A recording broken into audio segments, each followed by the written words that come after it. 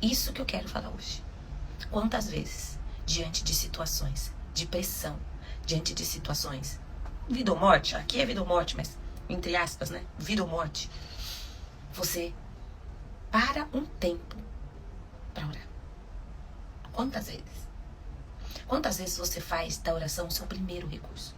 Bom dia, bom dia. Tudo bem, pessoal? Aqui, ó. Até rouca. Cara de sono tá maravilhosa. Hoje eu quero falar continuar falando sobre o livro de Daniel, para um assunto super legal, super interessante. Ontem a gente falou sobre o posicionamento. Como você se posicionando em Deus, se posicionando como cidadão do reino.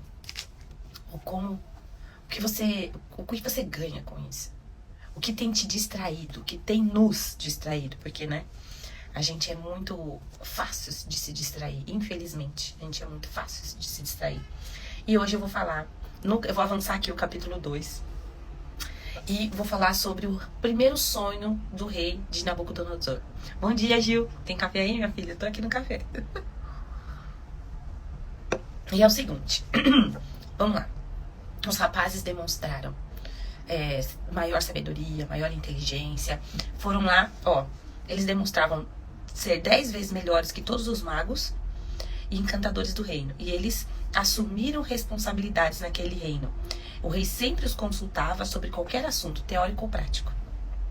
E a gente vai avançar aqui para o capítulo 2. Nabucodonosor, como todo rei na época, era... Eu não sei se despirocado também é a palavra, mas ele era aquele rei autoritário. Qualquer coisa, todo mundo morre, né? Como a gente tem a expressão de que era lá na época. E ele fala o seguinte: no segundo ano do seu reinado, ele teve sonhos que estavam deixando ele maluco, tanto que não conseguia mais dormir. E quando todos estavam na presença do rei, ele chama as pessoas para falar: olha, eu tive um sonho. Ele fala o seguinte: tive um sonho e não consigo tirá-lo da cabeça. Não vou conseguir dormir até saber o que significa.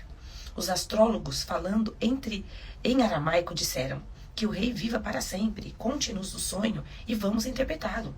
E o rei fala: meu decreto é esse. Se vocês não conseguirem me dizer qual é o sonho e me dar a interpretação, vou fazer picadinho de vocês e destruir suas casas. Mas se me contarem o sonho e derem a interpretação, vou encher vocês de presentes e serão muito honrados. Então digam-me qual foi o sonho e me dê a interpretação. É bem típico rei meio despirocadinho, né? Como você vai interpretar algo que você nem viu, que você não sabe? E esse era o desafio que Nabucodonosor colocou ali a todos os magos feiticeiros do reino. E aí o que acontece? Eles falam o seguinte: majestade, por favor, nos conte o sonho. Então a gente dá a interpretação. Mas o rei disse: eu sei que vocês estão tentando fazer. Vocês só querem ganhar tempo. Sabem que estão preocupados e se não conseguirem me contar o sonho, estarão numa fria. Eu tô até vendo. Vocês vão inventar uma história qualquer e me enrolar até que eu mude de ideia. Nada disso. Primeiro me contem o sonho e então vou saber se são capazes de me dar a interpretação ou se só estão me enrolando. Ou seja, o rei também tinha consciência de que as pessoas ao redor dele sempre tentavam bajular, sempre iam falar o que ele quer. E ele estava extremamente incomodado, porque no começo do capítulo fala o seguinte: ele estava tendo vários sonhos e aquilo estava incomodando ele demais. E aí chega a questão para Daniel, né? Os astrólogos respondem: ninguém em lugar nenhum do mundo pode fazer o que o rei está pedindo. Nenhum rei jamais pediu uma coisa dessas. Algum astrólogo, encantador ou mago. O que Vossa Majestade está pedindo é impossível, a não ser que um Deus revele. E os deuses não vivem no meio da gente como nós. A resposta deixou o rei furioso. Ele perdeu a paciência e ordenou que todos os sábios da Babilônia fossem executados. A sentença de morte foi anunciada e Daniel e seus amigos, entre eles, estavam condenados. Então, ou seja, sobrou para Daniel, Isael, Azarias e... Gente, sumiu aqui o nome do coitado. Azarias, Misael e Ananias. Desculpa aí. E aí, o que acontece? Daniel vai consultar para entender o que estava acontecendo, porque ele não foi chamado de primeira. A resposta é: enquanto Arioque, o chefe da guarda real, fazia os preparativos para a execução, Daniel sabiamente chamou-o de lado e perguntou o que estava acontecendo. Por que o rei deu uma ordem dessa tão de repente? E ele explica: Arioque explicou a razão de tudo e Daniel foi procurar o rei, pedindo um pouco de tempo para que pudesse interpretar o sonho. Daniel foi para casa e contou a seus amigos, Ananias, Misael e Azarias, o que estava acontecendo. Ele pediu que orassem a Deus dos céus por misericórdia para solucionar o mistério e assim escapar da morte. E Deus revela o sonho. Deus revela exatamente. Naquela noite, a solução do mistério foi revelada a Daniel numa visão. Daniel louvou ao Deus dos céus, dizendo: bendito é o nome de Deus para todo sempre. Deus é sábio e todo-poderoso. Ele muda estações e conduz a história. Escolhe reis e também os depõe. Ele dá tanto sabedoria quanto discernimento. Ele abre as profundezas e revela os segredos. Conhece o que há na escuridão. A luz transborda dele. Ó Deus dos meus antepassados, a ti toda a minha gratidão e todo o meu louvor. Tu me tornaste sábio e forte e agora me mostraste o que pedimos. Tu resolveste o mistério do rei. Eu vou parar por aqui. Eu nem vou falar sobre a interpretação do sonho. Eu quero falar sobre toda essa situação aqui. Daniel já tinha demonstrado ser um rapaz diferenciado. Na hora que ele escolheu não entrar na algazarra do rei. Porque, gente, toda vez que a gente fala sobre Babilônia, a gente tem por conhecimento popular um lugar de bagunça, um lugar de muita festa, um lugar de orgia, um lugar onde tudo que é vontade do corpo, tudo que é vontade carnal, ali acontece. E Daniel, Ananias, Misael e Azarias resolveram que não iam entrar nessa onda da Babilônia, que não iam se misturar a esse ponto. Eles iam misturar naquilo que era obrigado, mas naquilo que eles pudessem manifestar a vontade, eles não iam. Porque eles foram para a universidade lá, eu tô chamando de universidade, né? Para o treinamento do rei, para submetidos à corte, alguns protocolos reais, que provavelmente, né? Com certeza toda corte real tem e tal. Aquilo, ok. O que fosse me desviar da minha consagração, o que fosse me desviar do meu Deus, eu não vou fazer. E a gente falou sobre posicionamento semana passada, ontem. E agora, a gente vê os resultados desse posicionamento. E uma coisa que me chama muita atenção aqui. Diante de algo impossível, Daniel não se desespera. Daniel só pergunta: o que está acontecendo? O que está acontecendo? E o rapaz fala: então, o rei sonhou, a gente sabe que ele tem lá suas doideiras, porque ele mandou, ninguém interpretou o sonho, como que alguém vai saber entrar na mente de alguém e ler pensamento? E aí ele resolveu que, já que iam rolar ele, vai matar todo mundo e daqui a pouco ele resolve aí quem que ele vai chamar como conselheiro, mago, e Daniel vai conversar com o rei. Rei, por favor, aguenta aí. Eu vou orar pro meu Deus. Já que é algo que só um Deus pode resolver, eu sei que o meu pode. E eu vou orar e vou pedir pra ele revelar esse sonho. E a gente vê aqui, ó, no capítulo 1, versículo 17, Deus deu a esses 4 jovens conhecimento e habilidade em todas as áreas. Daniel tinha o dom de interpretar todo tipo de visões e sonhos. Daniel devia ter interpretado os sonhos dos amigos ao redor, de pessoas ao redor. Então ele já sabia que Deus tinha dado aquele dom pra ele. E ele fala: vou orar. Isso que eu quero falar hoje. Quantas vezes, diante de situações de pressão, diante de situações, vida ou morte, aqui é vida ou morte, mas entre aspas, né? Vida ou morte, você para um tempo para orar. Quantas vezes? Quantas vezes você faz da oração o seu primeiro recurso? Aqui foi o que Daniel fez. E não é você, tá, gente? Eu. Porque toda vez que a gente tá aqui meditando e falando alguma coisa, o Espírito Santo fala conosco primeiro. E aí a gente fala: putz, é isso que Deus tocou no meu coração. Quantas vezes eu, Cláudia, tenho feito da oração o meu primeiro recurso? Quantas vezes eu, diante de uma situação em que eu me vejo sem saída, ou pelo menos no primeiro momento aqui, sem saída, eu oro. Eu busco a Deus. Eu busco resposta em Deus. Isso que a gente viu é dependência. Daniel já estava habituado. Você não vê? Porque assim, hábitos, eles não começam do nada. Hábitos, eles precisam ser exercitados. É como você ir na academia. É como você decidir o que é saudável para alimentação saudável. Quando você começa, decide que você vai para uma maratona. Quando você vai e decide que vai ser maratonista, você não corre a maratona no dia seguinte. Você tem preparação. Aqui, para Daniel estar diante dessa maratona, ele já tinha esse hábito. Ele já fez da oração o seu primeiro recurso. A ponto de... E já obteve resultados com isso. A ponto de se sentir seguro o suficiente. Chegar ao rei e falar, rei, eu vou orar. Então é o seguinte, hoje a gente não tem esse hábito. Vamos criar esse hábito. Porque Daniel já tinha esse hábito a ponto de se sentir seguro diante do rei e falar, rei, eu vou orar, aguenta aí. E Daniel devia ter já a sua moral aqui com Nabucodonosor, né? Porque ele escutou, ele deu esse tempo. Vamos criar esse hábito de fazer a oração e ter a oração como a sua primeira alternativa. E não só quando a gente tem problema. Oração pela presença. Oração para ter contato com Deus. Oração para se comunicar com Deus. Quando a gente começa um namoro, a gente não sabe nada sobre a pessoa, né? Mas, em conversas, a gente descobre do que a pessoa gosta. Em situações, a gente descobre que a pessoa não gosta. A gente descobre como ela fala. A gente descobre como ela pensa. É assim. A conversa com Deus se chama oração. Não é falação.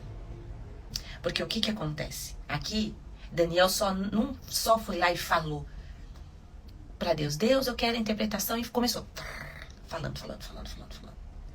Como que Deus ia falar com Daniel se ele não parasse para ouvir? Às vezes na oração, a gente não tem um tempo, dentro da oração, um tempo de silêncio. Pra gente escutar a voz do Espírito Santo durante aquela oração. Pra às vezes já escutar alguma resposta. Daniel escutou todo o sonho, porque a gente vê que o sonho é longo, é sobre uma estátua, falando como era a cabeça da estátua, como era o tronco da estátua, como era o quadril, como era a perna, os pés, o que acontecia com a estátua. Tem toda uma cena, tem todos detalhes ali do que acontece com a estátua, que Daniel ouviu do Senhor. Então ele não tinha o hábito da oração dele de só falar, mas ele também tinha o hábito de escutar. É esquisito, gente. Ouvir a voz do Espírito Santo requer treino. Não é do dia pra noite que você percebe que o Espírito Santo tá falando com você de tal forma. Ontem eu tava ouvindo um podcast e a pessoa tava falando com o entrevistado, olha, tantos anos atrás, eu tava ouvindo uma música sua e Deus, eu fui dormir, era de antigamente, eu pus lá o CD, coloquei a sua música, o seu CD pra rodar, dei uma cochilada e depois no período da noite eu acordei bem numa música. E aquela música era a resposta daquilo que eu estava precisando. Aquela música trazia respostas daquilo que eu estava precisando.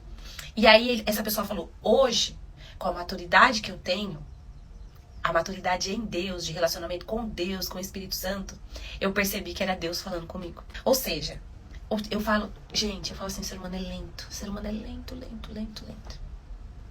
E aí, eu falo às vezes numa oração minha pra Deus, eu falei, Deus, às vezes eu demoro pra entender o que você quer. Eu juro que quando eu entender, eu vou obedecer. Mas dá um desconto aí, tem paciência até eu entender. Mas eu pretendo obedecer quando eu entender. Às vezes, e outra, Deus vai revelando aos poucos também, né? Então, por exemplo, eu percebi ao longo do tempo que muitas situações vinham trechos da Bíblia na minha mente. Vamos pensar o seguinte. Paulo fala que você não declara Jesus é o Senhor se não for pelo Espírito Santo. E ao mesmo tempo, você não declara anátema Jesus, ou xinga Jesus, se não for pela carne, se não for por impulso maligno, se não for por seta ou estímulo maligno, vamos dizer assim.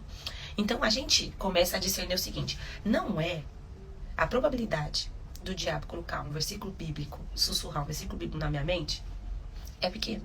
Agora, o Espírito Santo sussurrar um versículo que combina muito, é muito comum, Gil. É muito comum. A gente demora mesmo. Eu tô falando de mim, tá? Desculpa se eu tiver... Eu tô falando aqui no plural. Mas assim, a Cláudia, às vezes, demora um pouco pra entender o que Deus quer fazer. Mas é treino, é hábito. É como Daniel aqui.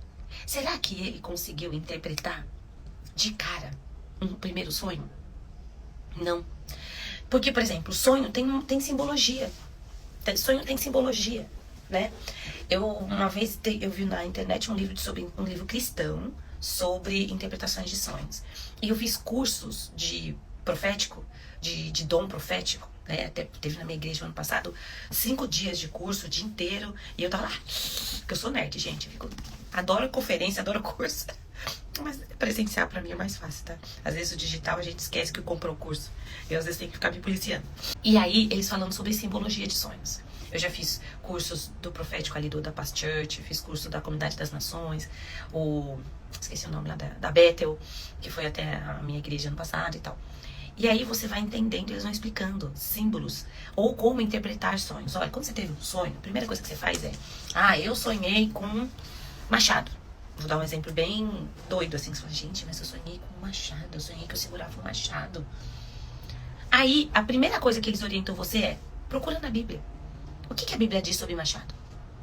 Aí, a gente tem duas situações aqui de cara que eu me lembro, que fala na Bíblia sobre machado, fala o seguinte, como ferro afia o ferro, assim é um amigo na vida do outro, o machado. Você afia o machado ali, e fala o seguinte, quando Eliseu caiu o machado, e Eliseu orou e o machado submergiu na água, e eles voltaram a pegar o machado para continuar trabalhando. Duas situações. Aí você pega o que machado já aconteceu na Bíblia com machado, com explicação, ou às vezes também carro.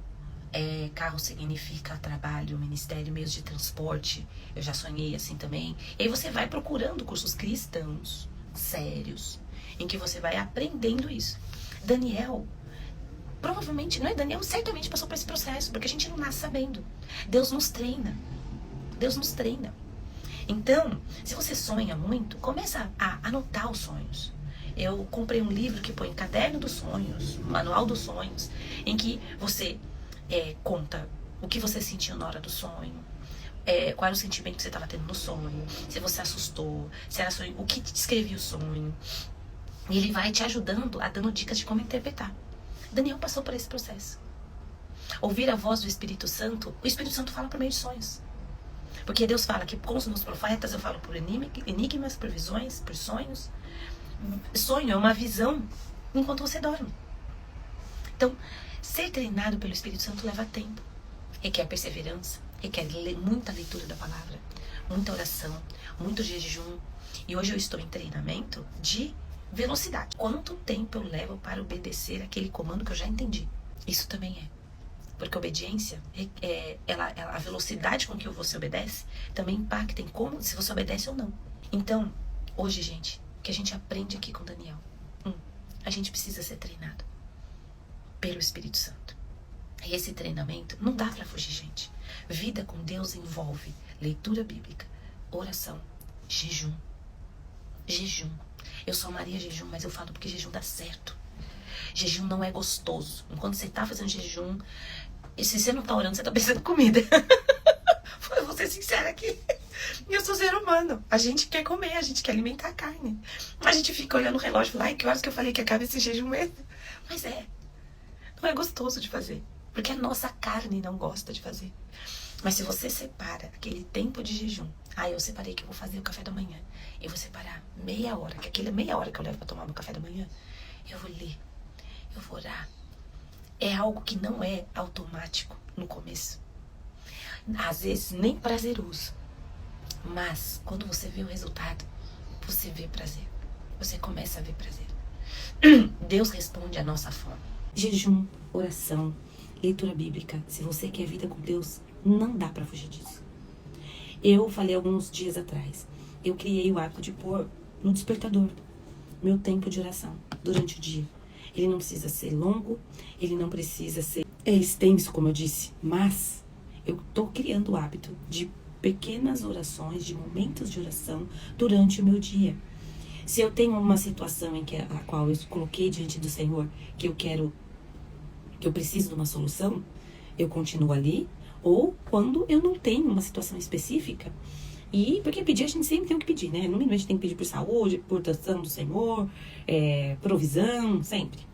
Mas se eu não tenho algo além disso, eu adoro, eu oro, eu deixo aquele espaço para eu começar a criar essa cultura da presença, essa cultura de ouvir a voz do Senhor e esse treinamento.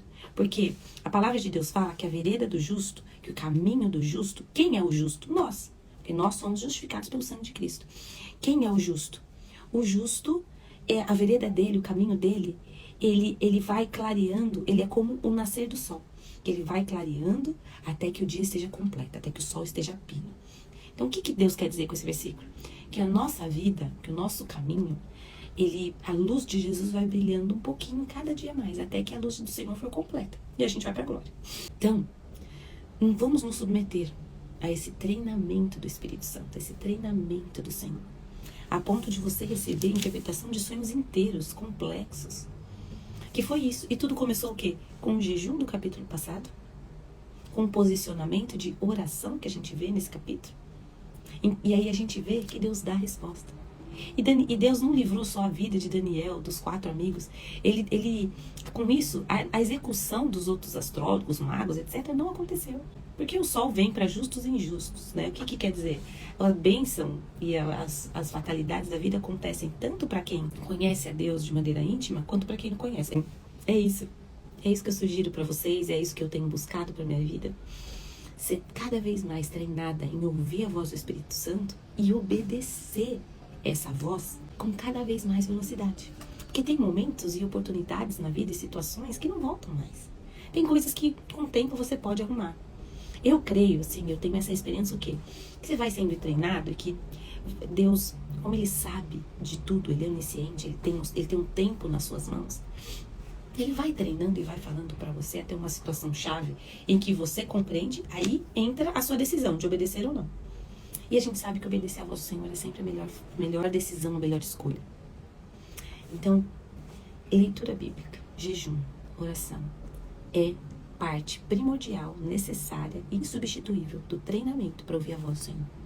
E aqui a gente vê o poder da oração, o poder de não sair desesperado para resolver tudo, e o poder de ouvir a voz de Deus, e aí você muda e salva vidas. Aqui Daniel, por meio da interpretação, o decreto para a morte foi revogado. E é o que a gente falou lá em Esther, no devocional que eu coloquei até aqui ontem, e tá lá no canal do YouTube. Deus muda decretos que aparentemente são impossíveis. Situações irreversíveis. Deus muda. Porque Deus trabalha, Deus é maravilhoso, Deus tem todo o poder em suas mãos. Ele tem um tempo, Ele tem todo o conhecimento, toda a sabedoria, todo o poder. Ele muda situações. Vamos orar? Senhor Deus, meu Pai querido, eu quero te agradecer, Pai, por essa palavra. Por cada ensinamento precioso que a gente pode tirar da Tua palavra. E Senhor, eu te peço, nos ajude a colocar em prática aquilo que a gente lê. Sua palavra diz, Pai, que aquele que ouve as minhas palavras e as pratica, esse é aquele que me ama. E nós queremos demonstrar, Pai, amor dessa forma, obedecendo a Tua palavra, praticando a Tua palavra. Porque nós sabemos que a gente não vai ter nenhum problema com isso. Que isso não vai nos gerar problemas. Vai gerar sabedoria, vai gerar comunhão contigo, vai gerar soluções que nós precisamos. Isso é maravilhoso, porque Tu és um Deus de amor, Tu és o nosso Pai. Tu és o nosso Pai. Dá-nos cada vez mais a consciência da Tua paternidade, do Teu cuidado, Pai. Essa é a nossa oração. Pai, que os nossos ouvidos, os nossos olhos, nossa mente esteja livre e aberta para ouvir a voz do Espírito Santo e começar a compreender a forma que o Senhor usa para conversar e se comunicar conosco. Esse é o meu pedido, Pai. Em nome de Jesus. Amém.